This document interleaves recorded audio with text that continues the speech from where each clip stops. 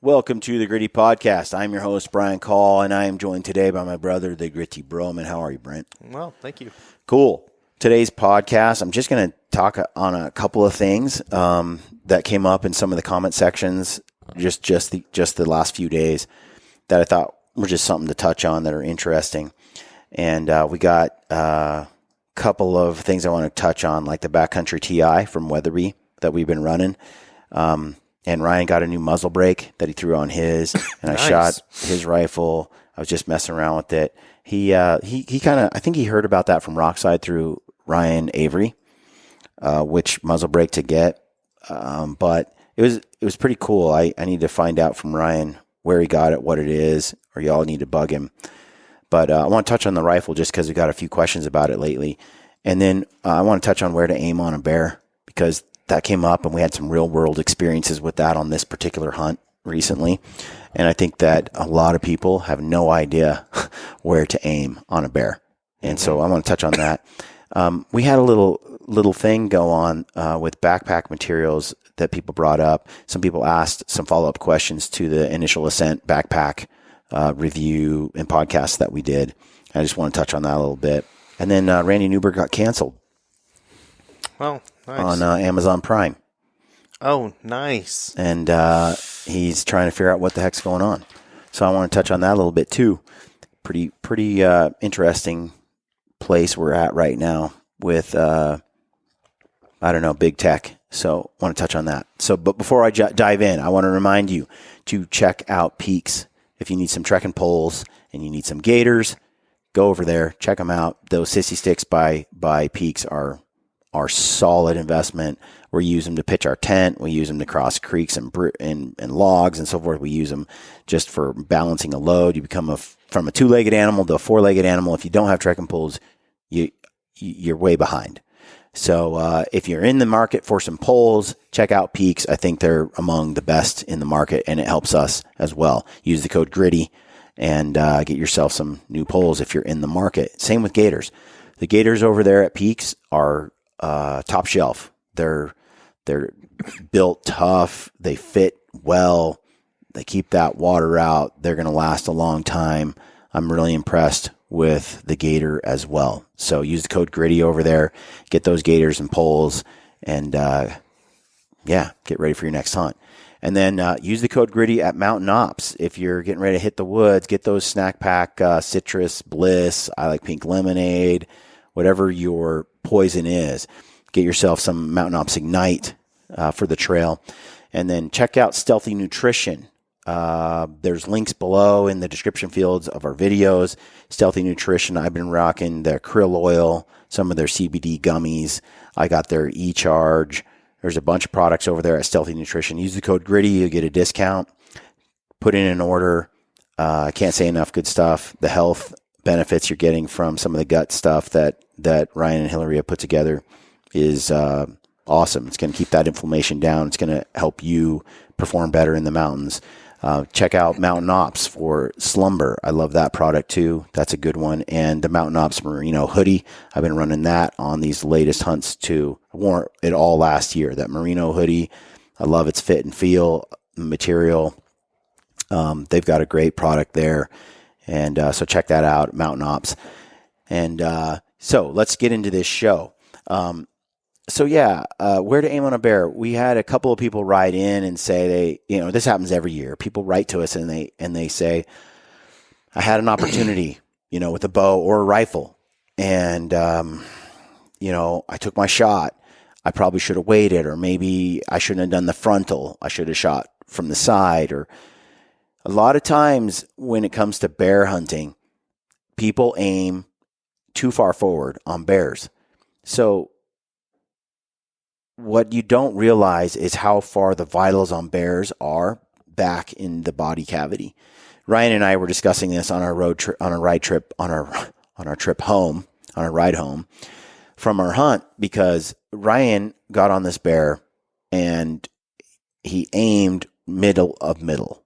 And that means when you take a bear at the broadside and you have the bear standing there, you cross-section it right in the middle, especially when it's a big, fat, black blob. When it's just a blob and it's jet black, and you're in British Columbia. For some reason, it's just like an inky black hole almost. It's hard to see where the shoulder is, where the front leg and the back leg come up. You know what I mean? So one of the best ways to deal with that is you just cut that animal in half vertically, in half in your mind, and then cut it in half horizontally, and you're aiming center of center. You just make a crosshair on the center of that bear, up and down and left to right, and boom, that's a good place to put the bullet or the arrow, either one. Because those vitals are back. Lamper's mentioned he's been online a lot and he's looked for diagrams that show where to aim on a bear. And it's his contention that most of the diagrams are wrong. Most of the diagrams, they've put those vitals up front like they do a deer and an elk, and that's not, in his experience or my experience, where the vitals are on a bear. Too often, people aim right behind that shoulder or right under the armpit and so on a bear, and they hug that too much, and it almost never ends well. Mm-hmm. But if you hit a bear middle of middle, a little bit forward, a little bit back, bears, we joke about bears being the softest, weakest animal on the planet. If you hit them in their organs, their guts, their belly, they just collapse. And that's hard to process because normally when you're shooting at a deer, or you think it's a bear, you think it's a tank, you think you could take a beating. Right.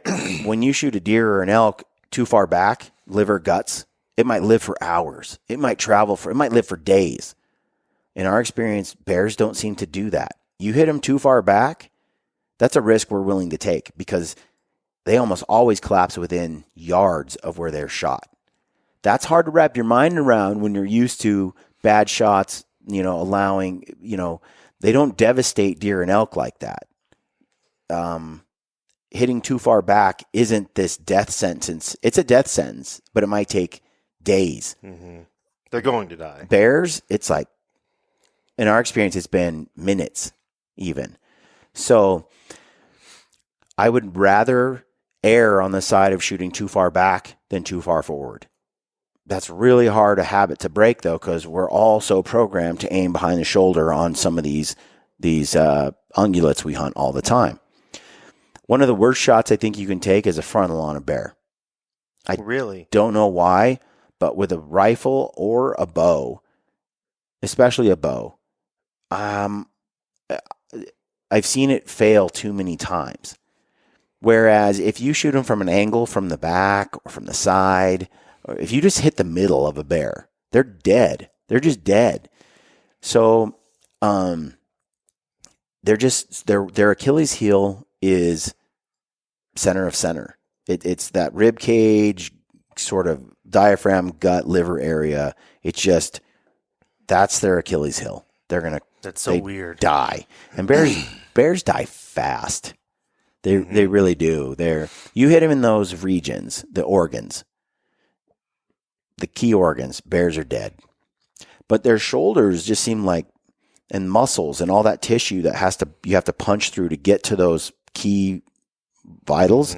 If you're going to try to penetrate that direction, sometimes they're just so meaty and tough and powerful and bony, and that, and I think those vitals again are kind of tucked back away from that region in the upper chest, that they often shake it off.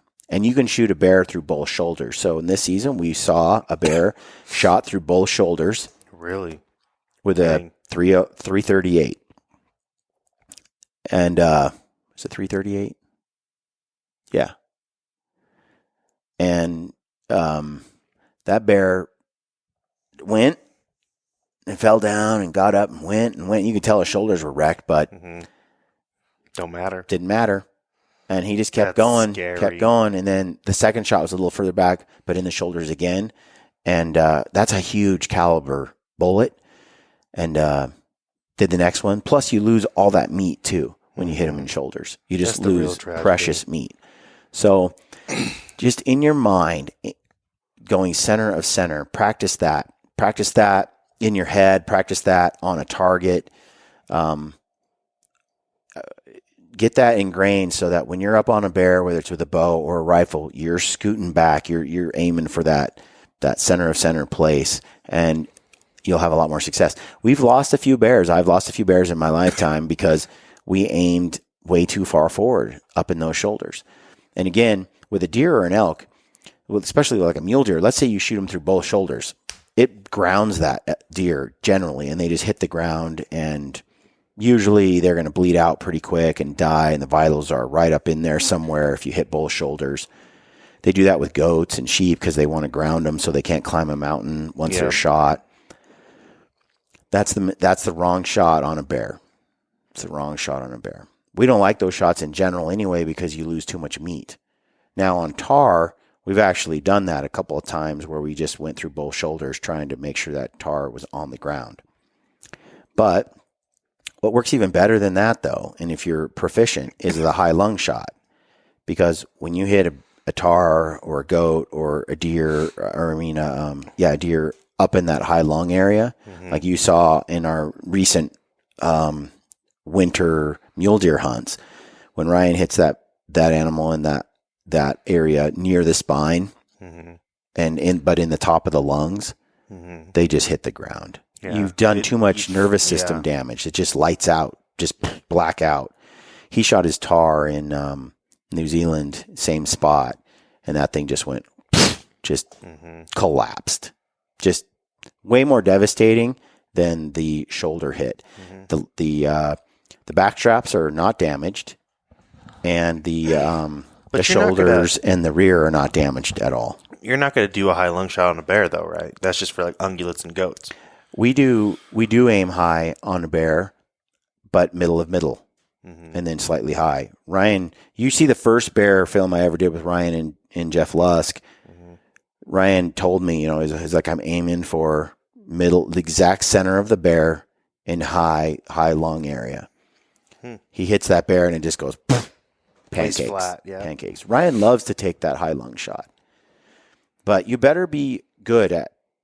You better know exactly where your bullet's hitting. He also gets 200 yards from an animal when he's taking these shots, right? He's not taking 500-yard shots high lung, you know what I mean? Or 1,000-yard shots, like 800 yards. He's getting close, so he makes that shot. It sticks it to the ground. Rarely do the animals we hit with our 6.5 RPM, which I wanted to bring up, do they go anywhere. So a lot of people have been asking us, how do we feel about our Weatherby backcountry 6.5 RPM, both the caliber and the rifle itself? Well, I feel very confident. We've demonstrated the proficiency of the weapon over 2 years now, and I love my rifle. It's small, but not too small. It weighs, like Ryan's setup right now is 6.5 pounds with the scope and everything on it. So he throws his Stealthy Hunter rifle cover on there. He's got the Precision, the Spartan Precision Pro, I think, which is the latest, greatest bipod that goes in the front there. I like that bipod. Yeah. I don't like the old style as much because you couldn't like adjust the legs as much. Now it's got pretty long legs, so when you're aiming downhill, one of the problems, which often we are because we're in the mountains, you need a pretty tall tripod or bipod on the front in order to account for the slope, and then you can set that thing down and set up on the gun. And Ryan and I have been using the butt pad, the sit pads that we have, the foam pads, and we just bend those in half for the backrest under the stock. And it's so quick, and it sets up real nice and solid, and with just tiny bit of pressure on that foam pad, it's a really good setup. So the Spartan Precision tripod or bipod rather, the Pro with that seat pad, glassing pad, butt pad that we carry in the back, it's been pretty powerful tool, and it doesn't weigh hardly anything. So then Ryan just got a muzzle brake in the mail from, I think, Ryan Avery. So Lampers put it on in between our hunts and then went out and dialed his rifle. Wow. I shot that thing. it's just like the old muzzle brake that comes with the Weatherby kind of distributes the air into 360. This muzzle brake it kind of just does it to the sides only, but not up and down. For whatever reason, you're behind that rifle and you shoot it, and I'm no rifle guy, right? But you shoot that thing and it just goes, boom. It just came right back. You could keep your eye in the scope and keep your eye on the target. It moves so little. It just chunk. It felt good. That muzzle brake is definitely, I think he said it reduces the kick by 20% or 25%. So that's with the other brake, above and beyond the other brake that came with the rifle. So it's a significant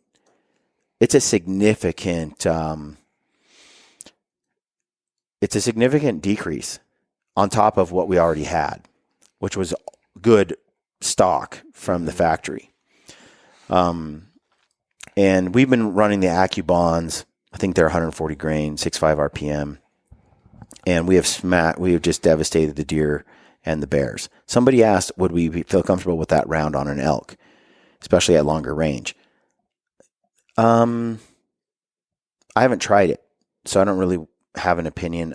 I kind of would rather have a larger caliber though for elk, but for black bear and for deer, it's hard to beat. And at the weight, it's hard to beat. And the performance, so having your whole system be 6.5 pounds compared to what's out there, every pound matters to us. You know, I'm carrying a lot of camera gear and other stuff with me, and then we're packing a whole animal out with our gear. You know, it's tough. Carrying a raft in and other things like that, it's tough. So having that rifle is a game changer for us. Now, we typically are shooting, we're trying to get under 300 yards. And so we're not long range guys. We're not shooting long range. We're trying to get under 300 yards. We've taken animals at up to 400 yards, especially goat or cross canyon, or there's been situations where we'll stretch it to 400. The goal is sub 3, but we'll stretch it to 4. Almost always we can get there, but in the terrain we were in this year, we passed on opportunities at 450 and 500 that other guys would take all day long. And had we been willing to take those 500-yard shots, and had we executed them well, which a lot of guys can, we probably would have filled more tags this year. Different country, different terrain, different type of hunt. We weren't able to get to certain spots timely enough before a bear disappeared, but he was there for 2 or 3 hours. We could have set up on him and shot him at 500. We had Adam Weatherby with us, and he's like, "Why aren't we killing it right now? Why aren't we killing it right now at 500?" And we're just like, we like to keep it under 4, under 3 if possible, But there was no way to get closer because there's a river between us unless we crossed. And then once you cross, there's no way to get a shot unless you're right up on it, because it was just the way it was. That bear didn't come down low enough to be sub 400. We just put that limitation on ourselves, and it adds a certain element of challenge. I think it increases your skill as a hunter over time.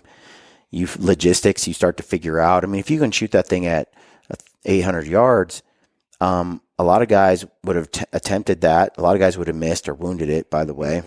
But they might have gotten the bear, and then they would have had to figure out how to get there later. Anyway, we're like, hey, we probably went over to certain areas 2 or 3 times where we didn't get the animal, but we're really good at getting to places that other people aren't because we do it so often, even when it leads to failure.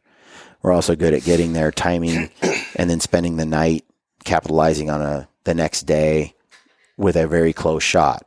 It's rare that we miss. We just don't miss because we get close. And there's something to be said for that. So, do I like the rifle? I'm in love with it. I love the rifle. And I love the caliber. I was a little skeptical. I'm always skeptical with anything new. And but we ran that thing the last couple of years, and I'm really impressed with it. I mean, it's killed everything. We haven't had any bad experiences with it at all. So, so that's where to aim. And that's what I think about the rifle. I need to find out what the muzzle brake is that Ryan put on there. A lot of guys are asking. I'll find out, update you on another show. Yeah, it made it even better. Somebody asked the question about the initial ascent backpack because I mentioned that it's stiff, and that's why it carries so nice and right on the hips, I'm sure, and the way it's designed. But people were like, well, does that mean you can't like draw your bow and things? Mm-hmm. It's stiff, but it's not that stiff. I'm like really being nitpicky when I talk about it being stiff. Okay. It's just a little more stiff than some of the other packs, and the trade-off is it holds weight and makes you feel like you're carrying a lot less weight, and it puts way less strain on your spine and your back because so much of the weight is efficiently carried on your hips, and not just on your hips, but on your hips in a comfortable way. So it does not impede my shoulder movement. I'm like climbing, raising my hand, grabbing logs, trekking poles, motions, doing all that. It doesn't impede that movement. Now, sometimes when I twist, it kind of keeps you a little bit, but that's way beyond how you draw a bow. It doesn't get in the way of, in fact, Dave Baronio, Hollywood Dave, he used it to compete and train to hunt where you have it loaded, you're running, gunning, and shooting your bows. It's not a problem to shoot your bow, wear it, and hunt with it. And like I said in the podcast, what I do when I'm in that situation is the straps are a little more loose. Everything's a little not as tied down because I don't have a super heavy load in there, and then it doesn't impede me in any way at all. Like if I'm out there just hunting with it and it's got 40 pounds in it, I don't need it like sucked to my hip and holding the weight there and all that. I just kind of wear it a little more loosely, and it's super comfortable to wear. But if you cinch that down while it's empty, it's unnecessarily restrictive a little bit. The other thing is like I said, it can impede twisting a little bit, not by much. And if the belt is a little more loose than usual, it doesn't impede at all. It twists just fine. But it can also impede this part right here where you arch your back to go under a tree or a log. Because, again, you got that stiff here. And so when you go under, it kind of keeps you a little more rigid. Again, I just handle that by loosening the belt a little bit and maybe the load lifters. And then it's like I can bend just fine and navigate just fine. It's just how you use the pack. And I'm okay with that because the benefit is when I do have a monster load and I do have serious weight I'm contending with, and I'm doing this month after month, year over year, I like how it's taking care of my body. It's keeping my body healthier. I don't have the same pressure on my spine or my chest that I typically would have with some of the other pack designs. I really like it. I get to seek outside maybe today or tomorrow, and it's made out of some sick material, the outside of it. One of the dudes wrote to me, he's from New Zealand, one of the people following along with us, and he's like, man, I like the pack from Initial Ascent, but what about the waterproofness? Because over here in New Zealand, especially, I think if you get into some of the wet coast country, it's like Kodiak Island, Prince of Wales. You can just get hit with water, and then that pack gets soaked, inside gets soaked, the pack gets saturated with water, and it weighs way more. Well, how do you manage that? A lot of these guys just have pack covers, and that's a great solution for most of the mountain hunting that I'm doing. But if I do go to New Zealand or I go to Kodiak or Prince of Wales, it's a consideration worth noting. Now, Ryan uses, and myself, Nicky Wax and other waterproofing materials that you can spray onto your pack to waterproof it. So you get it all loaded up and you treat your pack so it's, waterproofed a little bit with Nicky Wax or Nick Wax. But then, and there's other products too, like Water Shield, and there's a whole bunch. You can go to REI. They have all kinds of them just sitting there. Backcountry stores. Cabela's probably has it. But you put it on your pack, and then let it dry, and it's going to shed a lot of water because it's got that fresh coating of waterproofing like on there. And then in conjunction to that, you can throw your there's a lot of different pack covers on the market right now. What I'm running is the Stone Glacier pack cover, and it's just a tiny little thing that's just in a little sack, and it just pops out, and it's got a little Velcro or a little stretchy cord around it. I'll put that over my bag. Between the waterproofing and that bag, it stays pretty darn dry and doesn't soak up a ton of water. It's pretty impressive. That said, the X-Pack material, that the Dyneema type stuff that is being used by Seek Outside, that's 100% waterproof. It doesn't take on any water, and the bag is a feather. And then as it gets heavier with more and more rain, it stays hyper lightweight. My only issue has been in the past when I used my Seek Outside pack on Kodiak Island hunting mountain goats in some pretty heavy rain. I liked the material, but the frame was a little squishy, especially when I loaded the whole goat in there and tried to carry it out. The squishiness of the pack just made it really hard. It didn't carry well. It's the exact opposite of my initial ascent pack. Now, when I had 50 pounds in it or less, 60 pounds, it actually felt really good. I was like, oh, I really love this pack. But as soon as I hit those heavy loads, I was skeptical. Now, for those that have been following, I did a podcast with Kevin Tim from Seek Outside, and Kevin's awesome, tinkers with stuff all the time. And he made some changes, plus the way the pack was, it has lots of options. So the belt was floating, and so was the chest harness when I used it. There's a system that fastens it or locks the chest harness and the belt into place so that it doesn't float. And the goal now with the new pack that he's sending to me, I should get tomorrow or the next day, is that it should hold the load much better. It'll be stiffer, but when I'm carrying those big loads, it should carry better. Now, I did sit in the office here and mess around with it with barbells and plates from the gym in the pack at 120 pounds, and I put it on, and it felt pretty good. But that's with weights put in exactly the right spot. It'll be interesting when the bag is fully expanded and you're carrying much more bulky items if it carries the same. So I'll be keen to test that. But in a super wet environment like New Zealand, that Seek Outside might be my choice simply because of the materials it's made out of. If I could throw a bag like that on a stiffer frame, I might like it. But again, I don't want to judge the Seek Outside pack until I've, really used it more. But right now, I truly do really appreciate the initial ascent design.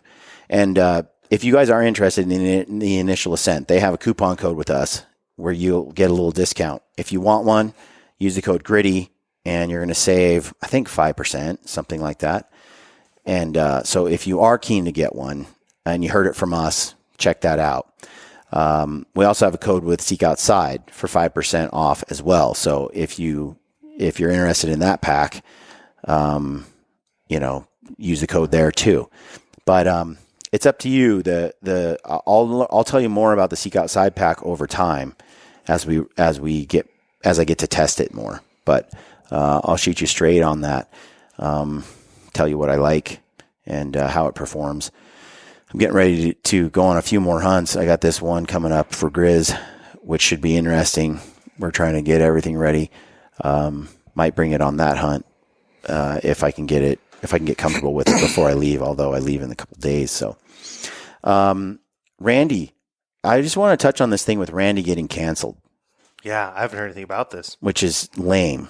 But Randy made a post the other day, and he was basically talking about how,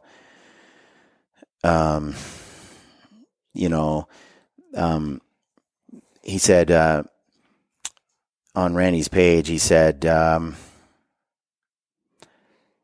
me trying to find where Amazon Prime took our show. Keep reading stories for my update. And so he did a little post on Instagram here with him looking for his show because it used to be on Amazon. It's gone. And he said, many of you have asked what has happened with our channel on Amazon Prime. We have asked Amazon the same thing. 2 weeks ago, they took down our account for review. Not sure what they are reviewing or why. Our videos' performances exceeds all the metrics they have asked for. When we know more, we'll share here. Suffice to say, we are working on other distribution services. Thanks for following and for asking. I think it's disturbing that Amazon has removed Randy's content, and that's one of the reasons why we have gone with our locals community over at our Gritty Stealthy locals community over at locals.com, because over there we are posting exclusive content for those that have become members, and for $77 for the whole year, you get a month free. Basically, you get the whole year as if you sign up for an annual, or you can pay $7 a month. But what that does is you get access to a whole bunch of bonus podcast content and discussions, and you get access to the forum over there where we share and post pictures and ideas with a cool community that's continuing to grow. And you're going to have access to exclusive films and content that are only to that community as well. And part of that is twofold. Like we never know when Amazon or YouTube or Instagram or anybody's just going to come along and say goodbye, because that's what big tech can do. They can just turn off your content anytime they feel like it. And we don't like that. We want more independence. And so we've gone over there and created this Gritty Stealthy community on the locals platform. And I'm really loving it. And over there, you'll see tons of podcasts. All the content we give you on YouTube and on iTunes is over there, plus all the exclusive content that's exclusive to those members only. And like I said, it's $77 for the year. And that's why I said it's twofold, because all the support that we get direct from you guys really does help us avoid our dependence on sponsors and affiliates and other people. It allows us to really be independent, which is our goal. We kind of just want to be us and do it our way. One of the things I like about having the fees, by the way, people who sign up and support us, like $77 for the year, we don't have a lot of trolls over there. None. Like nobody. Because nobody who wants to be a jackwagon is willing to pay to be a member. So you just have really, it's like this filter that just keeps the trash out. And so it's pretty cool. I'm really digging that community. I'm posting a lot more over there to that group, to that trusted group, than I do on the open airwaves of social media. I'm not going to do it. There's a lot I'm not going to deal with out there in the garbage that I have to deal with. And I can just be more frank, more open, and discuss more touchy subjects over there for our community. So if you want to become part of that, go to gritty.locals.com. And I think Randy's on his road to do something similar. Mm-hmm. I think Randy is working on his own kind of space. We all want to play on the free platforms as much as possible. Yep. We all want to keep publishing content to YouTube and Amazon Prime as much as possible. But the cold, hard reality is people are canceling programs that don't align with their political views, period. And so we're trying to insulate ourselves against that. You know, Randy hunts wolves and bears and other things. Mm-hmm. How long is Prime going to put up with that? How long is YouTube going to allow us to put content up where rifles are used? Apparently till about 2 weeks ago.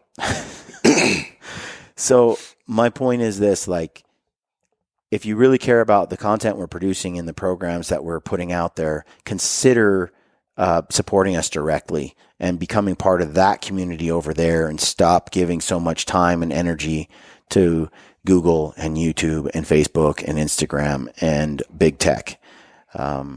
Locals is owned by Dave Rubin. Mm-hmm. And I wouldn't even say Dave's a conservative per se, but he is a free speech advocate. And the people in charge of this platform that are developing it, I truly believe in them and what their goals are. They're not going to sell it out down the road to to Google and then just convert it over to another organization that doesn't agree with my independence and my views. And the cool thing about this is if you get kicked out of a community over on locals, big deal. You can just join another community, right? You're not completely banned. But if you get kicked off of Twitter or Instagram or Facebook, you're gone from the whole world. There's no other communities you can really get into. So by having smaller individual communities that Dave has allowed people to become part of, you're able to transition from those communities, from community to community. And if you misbehave in one and someone boots you out, you can start your own community, or you can become part of a different community, But the best thing is don't be an a-hole and you won't get booted out from a community. But still, I like it. And then nobody's sitting there trolling what I comment about wolves or how I comment about hunting, because everybody in the community is on the same page. Reasonable and on the same page. Like we have debates. Sean jumps in there. We have debates with Sean McCoy, Sean and others. But all in all, we're all kind of at the same time. We respect each other. And I like debate. I like that's how I learn. I push back on my ideas. So I don't want to just be surrounded by yes men, but I do want to be surrounded by people that have a genuine interest in growing just like I do. That isn't there with just the idea of tearing someone down or winning an argument, that they really are there to learn. And that's what we're getting over there at that Gritty Stealthy community. So join us over there. It's just gritty.locals.com. And you're part of the Gritty Stealthy community. Thanks for tuning in. Stay gritty.